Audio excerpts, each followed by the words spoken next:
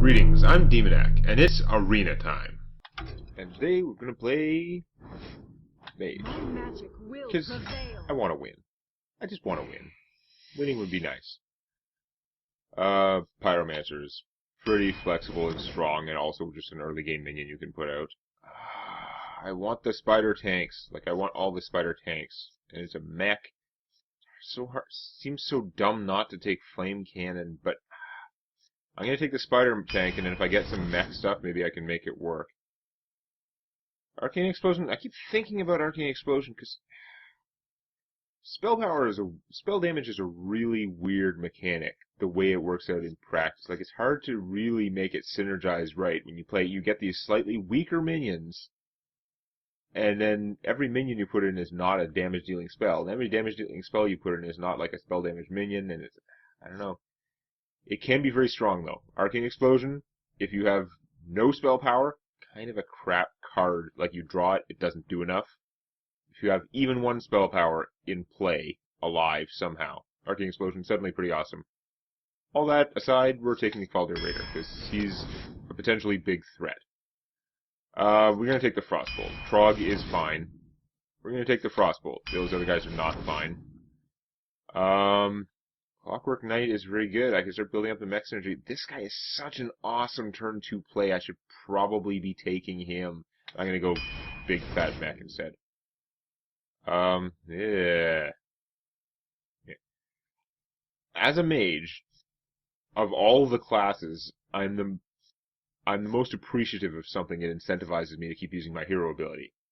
That said, is the tournament medic really doing enough for me? Cost of 4 mana, and it can hardly kill anything. Like, it's one of those situations where 2 attack, and this guy would be awesome. 1 attack, no, he'd probably be too strong at 2 attack. But, yeah, and it's thematic. I can see why they want it to have 1 attack. I'm just debating whether I should take this Silvermoon Guardian because it fights more. Let's take the stupid tournament medic. He's newer, but it's like a bad idea. I don't like Dragon's Breath that much. Like, 1 minion dies, and it's a weak-ass fireball. So, you have to have 2 minion deaths for this to be arguably as good as fireball for its cost. That said, after an apocalypse, it can be borderline free, or free. Pretty good. I'm thinking I should maybe just take a 2-3 for 2, because I know what job he'll do. But then again, this is the arena. Having anything that deals damage is good, so maybe I will take the Dragon's Breath, but I don't like it that much. It is such a bad substitute for Fireball. I have mechs, not dragons, so of course it's going to give me Blackwing Corruptor and Craft Hound, the opposite of a good minion that I like. And the Jungle Panther is not really a powerhouse either. 5-4 for 5 is so bad if I don't have dragons, and I'm almost certainly not going to have dragons if I have... I mean, I'm a third of the way through my deck. I don't have any yet. I guess that doesn't say much, but I'm not going to prioritize them. I'd rather prioritize mechs if I could. Not that I have much mech synergy either. I guess we'll just take the stupid Panther. It does fill a casting cost slot, which is currently good. No, I could have got a dragon. Of course, it's a dragon that's also crap unless you have other dragons. 2/6, no powers for 4 if you don't have a dragon in your hand. So that's not ideal. We'll take the Shade. It's just going to keep giving me dragons constantly now and make me regret not taking that. Because Draconic Crusher is pretty solid. He's often not going to get the bonus. If he does, it's awesome. If he doesn't, 6/6 for 6 is not the worst.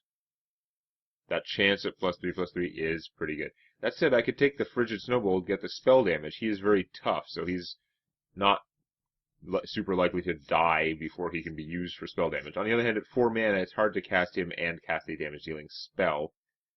So far, my damage spells are all single target, which is not ideal. I think we're going to take the Crusher. The Aspirant, though, he is pretty good. I like his stats for 4 mana, and if he ever gets spell damage bonus. The 5-4 versus 3-5, I mean, he's got more stats, but I think I'm going to take the Aspirant. I like how his stats are distributed.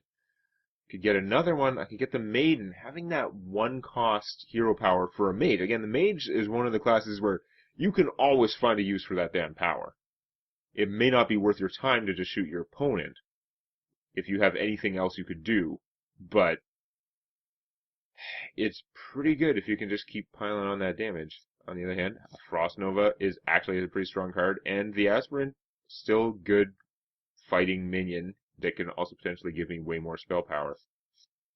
Should I really take the Maiden Arena? I'm not likely to get the crazy combos where I can use my thing multiple times, and even then they're only a combo if I get her and whatever's letting me do it multiple times, which is also going to be a minion, which is going to be fragile, which is going to be, yeah.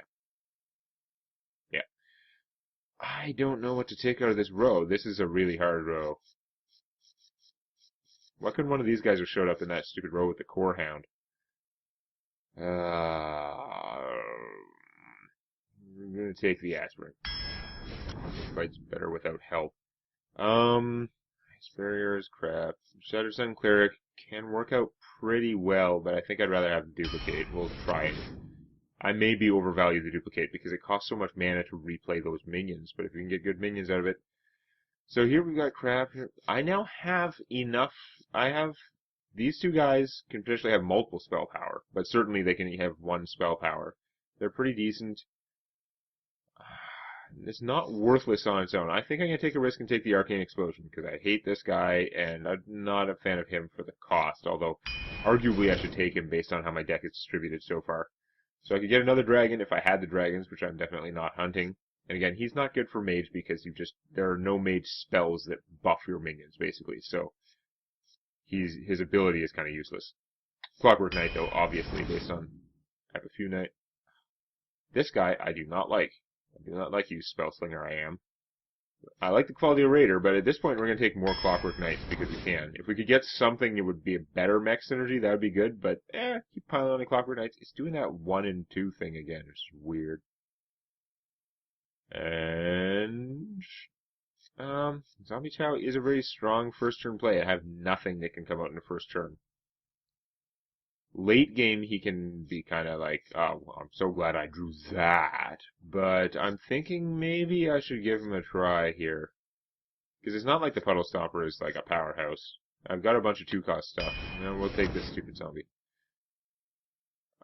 We've got some very offense-oriented minions, which is not a bad thing if I can keep blowing up my opponent's stuff. Like, if I've got a clear board, these guys are the greatest. But even he's super fragile, and he's still not too tough. But he's pretty good what you get for 5. I'm wondering if I should just take the Frost Nova. It does trigger the Pyromancer, and I only have one Pyromancer, so I shouldn't value that so highly. Now let's just take the Salty Dog. He can fight. The other guy is too small. I have hardly any secrets, but I will appreciate your spell power, and you do replace yourself in my hand when I play you. Garbage. This guy is interesting, but it just hardly ever comes up, because usually I've got a bunch of battle cries. Now this time, I'm not sure I have. Okay, my high-end stuff has some battle cries. My cheap stuff does not, so he would be a fairly safe early game play. It's really a toss-up whether he's going to affect my opponent that much or not, and his stats are just not useful. Yes, he's tough, but 1 damage, even early in the game, dealing 1 damage is a pretty weak-ass minion. I'm just better off taking the Iron Beak. He's so much more flexible. Okay, now we've got some strong early game choices, which is this is an interesting row. I'm inclined to take the Flame Juggler. I like his, Inspire bonus. I think this guy is very good. The Flame Juggler is random, but you're getting I'd rather have a 2-3 than a 3-2 most of the time, and his ability kind of compensates for that. His also does. That's why it's funny. They're both good stats for the cost, and then they have an ability that sort of compensates for their weaker stat. He can do that extra point of damage, so if you're lucky, he can help you take out a bigger guy. Him, if you can afford to spend the mana, or if he lives long enough, you can Inspire and give him that extra health. But I'm going to take the Flame Juggler. Ice Barrier's still bad, but so are you. You're all bad. All of you are bad. You should feel bad. Ice Barrier, the best argument I can make for Ice Barrier is it has sort of that secret power where your opponent doesn't know that you just have a garbage secret, but it's pretty easy to trigger it and get rid of it. I think I'm going to take the Silver Crap Patriarch. Because at least he's got taunt. Wait, the other guy had taunt too, didn't he? He was a charge taunt. That was a stupid pick too. They were so stupid I just couldn't even think properly in their presence. So this would be really good, but we're obviously taking Flame Strike, because Flame Strike... I don't think it matters too much that I took the wrong one in a row of crappy things. But he was the wrong one. Oops. This is not a row of crappy things. I don't have the Lady of the Lake, so these guys aren't the ultimate power in the universe. They're still pretty strong. Frost Giant is also strong, and he would synergize great with them, but of course, they're all in the same row. Because screw you game, that's why. That is so weird. It doesn't seem like it could be random. You know, it seems like someone had programmed in somewhere. There should be a random chance that you get this row where it's just all things that would benefit each other, but of course not without each other so much. So he's sort of like the early game 2-3. I don't actually have that much there. I have the damage spells for the early game stuff, but I don't really have the early game power. Whereas he could be another guy. He's a good like turn 2 or first turn with coin play. He comes out, he can fight. If I happen to get him later in the game, he can come out and I can do an extra shot that my opponent's not expecting. That's a very expensive play. Like, that's a lot of mana to do that, but it could work out to not be horrible. On the other hand, the Frost Giant is a 10/10 for probably 8, maybe less mana. So he's an 8/8. I said 10/10, didn't I? Crossing the numbers in my speech, not what I was thinking of. But yeah, he's an 8/8 for probably 8, maybe less, which is pretty darn good. And I don't really have much in the fat department, do I? On the other hand, the Koldara Drake is pretty fat, and he gives you super card advantage. Like later on, if you got an empty hand, he is a great guy because you like play him, take 2 shots. And then next turn, if he's not dead, you could do 5 shots. That's, like, awesome. Even if you're paying the 2-to-1 into mana. It's not mana efficient, but is it ever card efficient? He's a little bit bigger. I should probably take him. He has a lot of potential. Garrison Commander. Now I'm starting to wish I took the Lady of the Lake at that row. It's kind of a dubious row. But now I've got all this stuff. He's got spell power, but I don't like him, because he's fragile crap. I should really take the Faceless Manipulator, because he can be something really strong. So let's do that. And this is a pretty power row. Mookless Champion and Piloted Shredder, both super strong. I have a bunch of the mech stuff, so I'm going to take the Shredder. Not think about it too much, because I could spend a while thinking about that row, and I've already had some slow rows. You come out turn 2, which seems beneficial with my stuff. On the other hand, you have that bonus is so good later on. You're good if I'm getting rushed down, but I'm not going to take him. I'm going to take the Shattered Semperic, because it just seems sad taking a Croc. You are a good guy to have in my corner. And... yeah... it's a pretty sad row of 3-cost guys. These guys have better stats. He has the spell damage, and he's a mech. I do have 3 guys that give +1/+1 to a mech if I have a mech out. This guy would give me a free secret if I happen to have exactly him and the duplicate in my hand. I have no other secrets, so, yeah. He's good that way, but... I think I'm going to take him for the mech synergy and call that a reason. I do also have a bunch of damage-dealing spells. Not that many. Really, I only have about 4, but... I consider the Arcane Explosion to be kind of like a combo, because... I'm probably going to keep saying it again and again. I don't think it's worth the card. Like, when you draw that instead of something else, not worth it for 1 damage. Even though sometimes it'll work out okay. It can still be worth it. It's not expensive mana-wise for what it's doing. But for a card, it's got, like, that Wisp factor. Like, sure, you can play that Wisp for 0 mana, but you're getting almost nothing out of it. The Arcane Blast is a lot more powerful than a Wisp, but you're paying 2 mana for it, so it ought to be. Just, if you have even 1... I should just keep this. These 2 guys are so, like, early game force, and keep that. Let's just keep it. We know the Shredder's super strong. I don't think I've ever badmouthed the Shredder. I've complained about the Shredder inordinately, because I just don't like the feel of, on that 4 mana turn, getting thing with 3 toughness. Even though I'm going to get something else to replace it when it dies. Lose the joust, lose the joust. Damn it. I didn't mean me lose the joust. It's such a piece of junk. But, I mean, if he wins the joust, then he's doing okay out of it.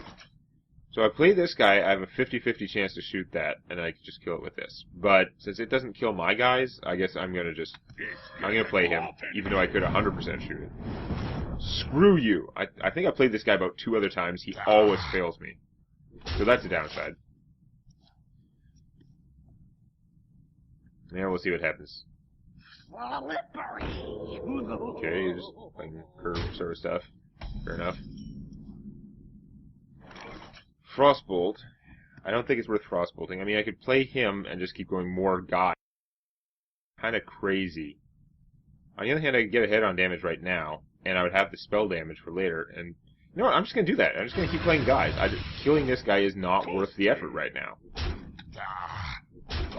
He can spend some effort killing my zombie, or I will eventually hit him with it, get 2 damage, and shoot him. But... I can't stop my opponent from having a buff target. So if he has a strong, like if he's going to coin out a Blessing of Kings, I couldn't have stopped that by killing him because he's got Stealth Guy there. So I might as well just hit him.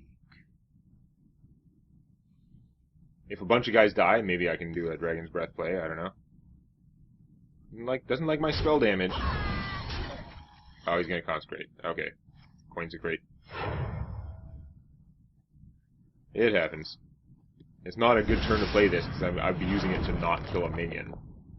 And also, they all died on his turn, so it doesn't help anyway. Right. So... playing this guy would be really... I think I've got to play him. As much as I would like to shoot that guy. I'm just going to keep piling on the damage. Ooh, if I could get him down into the Draconid threshold, that would be good. I have a feeling it's not going to go quite that easily. Okay, so we could make 2 guys per turn now if that's what he wants to do, but he can't this turn. Okay, since he finally killed the zombie, the Draconid threshold is looking a little bit out of reach.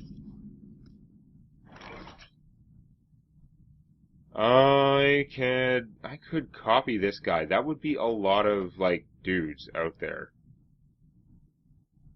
I don't know if it's the best play, but I think I might just do it anyway. I'm going to regret it later when there's big stuff out, but I'm just going to keep trying to push my advantage here. He could use that guy to spend his whole turn making 2 1/1s. I don't think that's actually in the cards, and if he wants to spend 4 of his 5 mana making 1/1s at that ratio, go for it. I'll play better stuff. Yeah. So his ability, not that much of a factor at this point.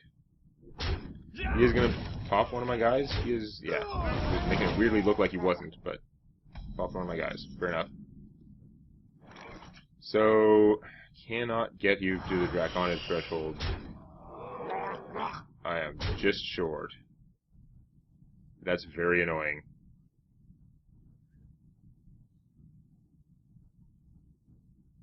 Playing him as a 6/6 seems so lame when he's so close to being a 9/9. I'm just going to make all kinds of bad decisions, aren't I? I think I'm going to freeze my opponent. He can't do any crazy sword stuff.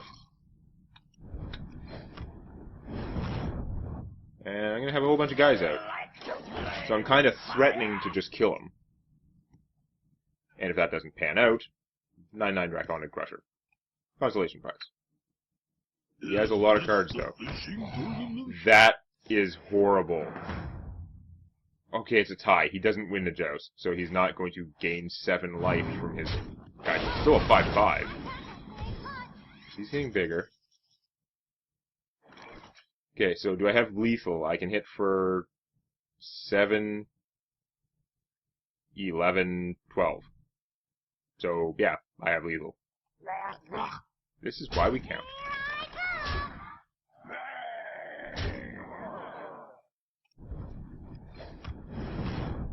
No discount. Just a bad fireball, but it's doing the job, which is why I took it. And it killed off the stuff with the Pyromancer. As a side effect. Well, that was interesting, but I'm gonna think that I played it right that game. There were a lot of different... I could have gone different ways with things, for sure. But I think based on how it was going, aggressive was the way to go, and I won. So yeah, we're gonna see. I think some of the future games are gonna go a lot differently, but we're gonna see next time. Show some love to the like button. And don't forget to subscribe to Demonac Games for more Hearthstone Arena and other gaming videos.